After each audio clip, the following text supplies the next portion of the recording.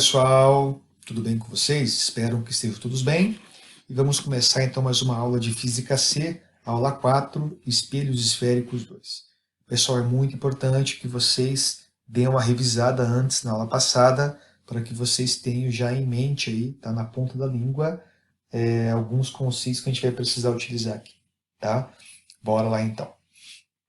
Antes de começar no processo de formação de imagens, a gente vai estudar algo que tem a ver com a nitidez na formação de imagens, tá? Então, como que é isso? Então, em espelhos reais, aqui eu tenho um exemplo, tá no mesmo espelho formando duas imagens. Geralmente as imagens de espelhos esféricos, elas são deformadas, tá? Elas são não nítidas. Então, espelhos esféricos possuem, no geral, imagens não nítidas, tá? A nitidez tem a ver com o formar borrão em uma imagem. Um ponto luminoso se transforma numa mancha luminosa no espelho. Mas, um tempo atrás, muito tempo atrás na realidade, Gauss, um matemático, através de diversas experiências, descobriu, tá, as condições que os espelhos esféricos têm que obedecer para que eu não tenha essa falta de nitidez das imagens, que são então as condições de nitidez de Gauss. Tá? São duas condições bem tranquilo de aprender. Primeira condição, o ângulo de abertura do espelho tem que ser pequeno. Tem que ser pequeno. O ângulo tem que ser menor que 10 graus. E a segunda condição é, os raios incidentes, os raios que vão incidir no meu espelho, tá? No caso aqui um espelho côncavo, eles têm que ser para-axiais. Tá? Como assim, professor? O que é um raio para-axial? Primeira coisa, esses raios têm que ser paralelos ao eixo principal. Tá? E a outra coisa, eles têm de estar próximos ao eixo principal. Então, os raios que vão incidir no espelho, eles têm que ser paralelos e próximos ao eixo principal. No caso aqui desse espelho, ele tem um ângulo de abertura muito grande, o que, consequentemente, não favorece o fato dos meus raios estarem próximos ao eixo principal. No caso desse espelho aqui, ele não obedece às duas condições e por isso que a imagem se deforma. Beleza? Vamos lá, vamos continuar. E como que é o processo de formação de imagem de um espelho esférico? Tá? Pessoal, uma coisa muito importante. Essa matéria aqui é uma das matérias mais difíceis de física para o vestibular. Então, não fiquem assim ansiosos se vocês não entenderem de primeira, tá? Pausem o vídeo, tá? Voltem no vídeo até vocês conseguirem aprender como que se faz isso daqui, beleza? Então imagine o seguinte, eu tenho aqui um objeto A, tá? Imagine que esse ponto seja um objeto, seja, por exemplo, fogo de uma vela, tá? Como que eu posso prever aonde vai ser formado a minha imagem, a linha, associado ao objeto? Tá? Você coloca uma vela aqui e você quer ver aonde que essa vela vai ser formada em relação ao espelho. Tá? Nome técnico, tá? Da física. A gente fala que um objeto vai estar conjugado a uma imagem. Tá? Então, conjugada, se for procurar no dicionário, tem a ver com associar. Aonde que esse objeto vai associar uma imagem no espelho. Mas o nome técnico é conjugar. Como que eu faço para prever aonde que vai ser formada a imagem? Então, olha só. Tá? É um processo que tem a ver com a seguinte situação. Então, pega aqui o meu objeto, tá? Meu objeto A. Desse objeto A na vida real, vai sair uma infinidade de raios de luz, tá? Que vão bater no meu espelho, no caso aqui é um espelho côncavo. Esses raios batem no espelho, são refletidos e formam o quê? A minha imagem. Olha só, o que eu faço? Eu tenho que escolher da infinidade que sai do ponto A, eu escolho duas. Tá? Eu escolho dois raios luminosos que saem de A. Tá? Eu que escolho. E desses dois raios que eu vou escolher, já vou escolher para que obedeça aquela questão de raios notáveis da aula passada. Tá? Esses dois raios que eu vou escolher, eles vão bater no meu espelho e eles vão se encontrar em um ponto. Tá? eles vão ter uma interseção em um ponto. É nesse ponto de interseção que vai ser formada a minha imagem. É nesse ponto de interseção aonde vai ser formado a minha imagem. Então eu sempre escolho dois raios, eu posso escolher os raios que eu quiser, mas eu vou escolher sempre os que obedecem aquelas relações de raios notáveis, tá? E na interseção dos raios refletidos, eu tenho a formação da minha imagem. No caso de um espelho côncavo, é na interseção dos raios refletidos. No caso de um espelho convexo, eu tenho que aplicar, tá, a interseção do prolongamento dos raios refletidos. Aí eu tenho um ponto A, que é meu objeto, e vai estar conjugado, a esse ponto a formação da minha imagem, a linha. Tá? Uma coisa importante. Tá? Pessoal, pode voltar, rever o vídeo, porque esse é um assunto que não é tão simples de você pegar de primeira.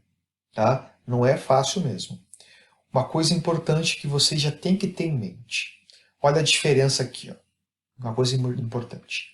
Essa imagem, a linha, tá? Tem aqui um espelho côncavo. Essa imagem, a linha, ela se formou aonde? Na frente do espelho. Na frente do espelho. Sempre que uma imagem se forma na frente de um espelho, tá? Essa imagem ela vai ser uma imagem real. Uma imagem real. E olha só, o meu A está para cima, não está para cima? E o meu A' está onde? Está embaixo. Se eu for ver essa imagem, a gente vai ver vários exemplos disso, essa imagem vai estar de ponta cabeça. Tá? Toda imagem que é formada na frente do espelho, toda imagem que for na frente do espelho, ela vai ser real e ela vai ser invertida. Tá? Nesse segundo exemplo, a minha imagem ela se formou aonde? Atrás do espelho. Aqui é um espelho convexo. Ela se formou atrás do espelho. Como que eu sei disso? Porque ela está perto desses tracinhos aqui, que seria atrás do espelho. Quando uma imagem se forma atrás do espelho, a minha imagem é uma imagem virtual. Tá? Se ela se forma atrás do espelho, é uma imagem virtual. O meu A está para cima, está acima do eixo principal. O meu A' também, ele está acima do eixo principal. Tá? Se ela está acima do eixo principal, assim como o objeto, a minha imagem ela é direita. Se o meu objeto fosse uma vela, eu teria o foguinho para cima aqui e o foguinho para cima também aqui. Tá? Nesse primeiro caso seria o contrário, o meu foguinho estaria para cima no objeto, mas na imagem estaria invertido. Tá? Vamos lá, a gente vai ver vários exemplos sobre isso, então não precisa ficar desesperado que a gente vai entender passo a passo como que funciona. Tá? Vamos lá, vamos entender então como que funciona a construção de uma imagem, por exemplo, no espelho côncavo. Tá? No espelho côncavo são vários casos. Vamos pegar o primeiro caso, quando eu coloco o meu objeto A além do centro de curvatura. Então aqui eu tenho um espelho côncavo, aqui é atrás do espelho, aqui é a frente do espelho, e eu coloco o meu objeto A, tá, além do centro de curvatura C. Aqui eu tenho centro de curvatura, eu tenho foco, eu coloco o objeto bem longe do espelho, bem longe do espelho. Como que vai ser formada a minha imagem?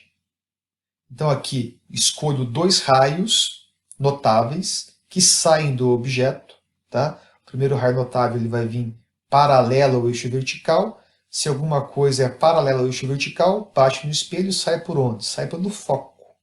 Tá? Eu pego um outro raio que passa pelo foco. Se ele passa pelo foco, ele sai paralelo.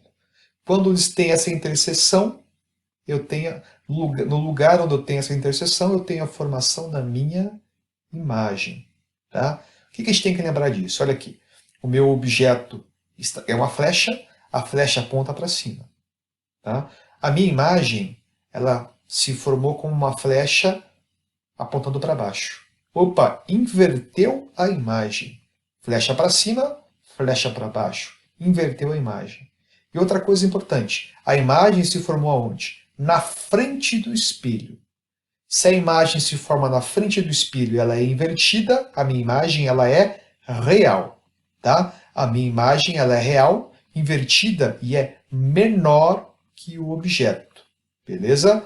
O local da imagem vai estar entre o centro de curvatura e o foco. Professor, tem alguma foto para eu conseguir visualizar como é na vida real isso? Tenho sim, tenho sim. Então aqui eu tenho a primeira foto, uma vela colocada bem distante de um espelho côncavo, tá? Olha só a vela, o foguinho está para cima, no objeto real, e na minha imagem, tá? Que também é real, vai estar onde o foguinho? Vai estar o foguinho para baixo. Inverteu a imagem. E aqui eu tenho o exemplo do professor se aproximando do espelho côncavo, tá? O professor está de ponta cabeça aqui, ó. E a imagem dele está o quê? Menor que o tamanho real. Beleza? Tem aqui um outro exemplo de uma bolinha se aproximando de um espelho côncavo. Olha só, o azulzinho da bolinha real está para baixo, vermelhinho para cima. Mas na imagem, além da bolinha estar menor, o azulzinho está para cima e o vermelhinho para baixo. Tá? Então, formação de imagem no espelho côncavo com o meu objeto além do centro de curvatura. Olha só, professor, se eu pegar esse objeto e aproximar do meu espelho, por exemplo, colocar ele exatamente no centro de curvatura, o que vai acontecer, professor? Bora lá, vamos para frente. Então, olha só, se eu colocar, tá, o meu objeto A exatamente no centro de curvatura, o que vai acontecer? Eu sigo a regrinha dos dois raios notáveis. Se eu fizer isso de maneira exata, eu vou conseguir observar que a minha imagem ela vai ser formada também exatamente no centro de curvatura. Só que ela vai estar o quê? Invertida. Tá? E ela vai ser formada também na frente do espelho, porém invertida. Se ela é formada na frente do espelho e ela está invertida, ela é real. Ela vai ser real, invertida e vai ter o mesmo tamanho que o objeto. Beleza? E ela vai estar localizada, como eu já falei, exatamente no centro de curvatura. Vamos ver alguns exemplos aqui. Então aqui eu tenho a minha bolinha se aproximando do espelho côncavo, tá? Na bolinha real, azul para baixo, vermelho para cima. Na imagem, azul para cima, vermelho para baixo. Inverteu a imagem. E o tamanho da bolinha, tá? É o mesmo. Naquela outra imagem do professor se aproximando, ele se aproximou, tá? A imagem ficou maior e do mesmo tamanho real. Aqui não tem como a gente ver, porque não tem a comparação, mas acredita em mim, a imagem é do tamanho original do professor. Beleza? Bola para frente, vamos lá. Então agora o que ocorre se eu aproximar o meu objeto do espelho ainda mais? Colocar ele entre o centro de curvatura e o foco. Tá? O objeto entre o foco e o centro de curvatura. O que vai acontecer? Opa, vou voltar aqui. Objeto entre o centro de curvatura e o foco. Tá? O que vai acontecer? Eu pego os meus dois raios, faço a reflexão deles, e a interseção deles vai ser aqui, ó, tá? Além do centro de curvatura. Essa imagem ela vai ser formada na frente do espelho, vai ser uma imagem, então, real, tá? Eu posso observar que essa flechinha está para cima, a minha imagem está com a flechinha para baixo, logo ela vai ser invertida, imagem real, invertida e maior. Eu tenho uma amplificação da imagem. Não é uma amplificação tão grande, mas é uma amplificação, beleza? E o local da imagem atrás do centro de curvatura. Vamos ver algumas fotos aqui então. Ó, aqui eu tenho a bolinha, tá vendo aqui a bolinha? Tá? E a imagem na bolinha. Tá? O azul está para baixo no objeto, mas na imagem o azul está para cima. No objeto o vermelho está para cima, na imagem o vermelho está para baixo. E na minha imagem eu tenho uma ampliação do meu objeto. Então a minha imagem é maior que o objeto. Esse outro exemplo aqui, o professor se aproximou ainda mais do espelho, tá? A imagem está invertida e ela está maior que o próprio objeto. Beleza? Professor, o que acontece se eu aproximar ainda mais? colocar o meu objeto, por exemplo, para dentro aqui, entre o foco e o vértice, o que vai acontecer? Tá? Se eu colocar o meu objeto, por exemplo, no próprio foco, tá? Antes de a gente colocar aqui entre o foco e o vértice, vamos colocar ele no próprio foco. O que vai acontecer? Se eu for pegar os meus dois raios luminosos, tá? E for tentar encontrar a intersecção deles, eu não vou encontrar. Esses raios só vão se encontrar no infinito. E a minha imagem, eu digo que ela vai ser imprópria. Eu não tenho formação de imagem nesse caso. Tá? A minha imagem ela até teria, na realidade, mas se formaria no infinito. Como assim, professor? Tem algum exemplo de uma foto para mostrar isso? Para eu poder entender? Tenho sim. Tá? Naquele pêndulo que eu tinha uma bolinha se aproximando de um espelho côncavo, tá? Olha só o que acontece quando a minha bolinha para exatamente no foco. No espelho, não há uma formação de uma imagem nítida, fica uma coisa muito mal distribuída, não consigo nem identificar o que é isso daqui. Tá? Eu não tenho a formação de imagem. Olha aqui, eu tenho com o professor se aproximando cada vez mais do meu espelho. Tá? Em alguns lugares minha imagem fica nítida, em outros lugares fica uma coisa distorcida. Tá? Aqui no caso é o seguinte, eu vou ter, como o espelho, nesse segundo caso aqui, é um espelho que não é um espelho que obedece às condições de Gauss, então em alguns lugares eu até consigo ver o que está acontecendo, consigo ver dois olhos aqui também. Tá? Consigo ver o nariz aqui, mas isso é por causa que o espelho não obedece às condições de Gauss. Tá? Se obedecesse, a imagem se formaria no infinito. Isso aqui para nós é muito prático na realidade. Tá? Tem uma aplicação prática muito grande. Isso aqui é utilizado, por exemplo, em lanternas. Tá? Se eu colocar uma lâmpada, tá, exatamente no foco de um espelho côncavo, os raios que essa lâmpada vai emitir, elas vão se propagar, tá, e teoricamente se propagariam até o infinito. Aí eu consigo iluminar diversas coisas aqui na frente. Então, se eu for pegar uma lanterna, por exemplo, ela é formada por um espelho côncavo com uma lâmpada exatamente no foco. Aí os raios saem e vão para onde? Para o infinito. Beleza? Isso aqui também acontece, por exemplo, em lanternas de carro. Beleza? Refletores e assim por diante. Professor, se eu pegar meu objeto e colocar entre o foco e o vértice, o que vai acontecer? Se você colocar o teu objeto entre o foco e o vértice, então aqui eu tenho o foco, coloquei meu objeto entre o foco e o vértice. O que vai acontecer? Eu vou ter uma ampliação da imagem. Tá? Eu vou ter uma ampliação da imagem. E nesse caso, olha que diferente. O espelho meu ele é côncavo, eu tenho um espelho côncavo, e a minha imagem se formou aonde? Atrás do espelho. Ela se formou atrás do espelho. Eu posso observar pela figura, porque ela está no mesmo lugar onde tem aqui os meus tracinhos aqui. Tá? E a minha imagem ela é o quê? Maior que o objeto. Tá? Uma coisa importante, se ela se forma atrás do espelho, a minha imagem ela é virtual. Uma outra consequência é que se minha flechinha aponta para cima no objeto, a minha flechinha aponta para cima na imagem. Então ela vai ser o quê? Direita. Ela vai ter o mesmo sentido que o meu objeto.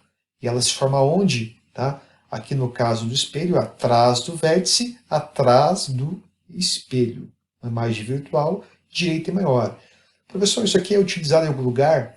É, em muitos lugares, tá? Isso aqui, por exemplo, é um espelho de ampliação. Então aqui tem uma foto onde eu coloco minha velinha muito próxima do espelho. Posso observar que eu tenho aqui uma ampliação. E nesse caso, se o fogo está para cima, na imagem o fogo está para cima. Um outro exemplo, daquele do pêndulo, a minha bolinha se aproximou mais do espelho, tá? Ela ficou maior na imagem, tá vendo? Na imagem do espelho. E olha só, azulzinho no objeto para baixo, azulzinho na imagem para baixo. Vermelho para cima no objeto, vermelho para cima na imagem, tá? Aqui também tem um menininho se vendo no espelho. Ele é pequenininho, mas a imagem dele como ele está além do foco, né, em relação ao espelho, a imagem fica ampliada, tá? E aonde que isso aqui é utilizado? É utilizado, por exemplo, nos espelhos de dentista. Os espelhos que eles utilizam são espelhos côncavos, porque eles conseguem ampliar o dente aqui dentro, eles conseguem procurar cáries de maneira mais fácil, beleza? Aqui também tem um outro exemplo do professor se aproximando do espelho. A gente pode ver que o professor tem um certo tamanho e a imagem dele, além de ser uma imagem direita, ela é amplificada. Aqui no caso a gente tem alguma deformação, porque eu já falei para vocês que esse espelho aqui não obedece às condições de nitidez de Gauss. Beleza? Vamos lá então, vamos seguir. Então, espelho côncavo, a gente viu que tem várias condições, tá? Vamos agora para os espelhos convexos. E fiquem calmos que o espelho convexo só tem um caso, tá? O espelho convexo não tem diversos casos igual ao espelho côncavo. No espelho convexo só tem um caso, a minha imagem, não importa onde eu coloco o objeto, ela vai ser sempre virtual e direita. Ela vai sempre se formar atrás do espelho. Então aqui eu tenho um espelho convexo, que a parte externa reflete, tá? Aqui a parte de trás do espelho. E se eu tenho aqui uma imagem com a flechinha para cima, desculpa, deixa eu voltar. Aqui eu tenho um objeto com a flechinha para cima, tá? A minha imagem vai se formar onde? Atrás do espelho.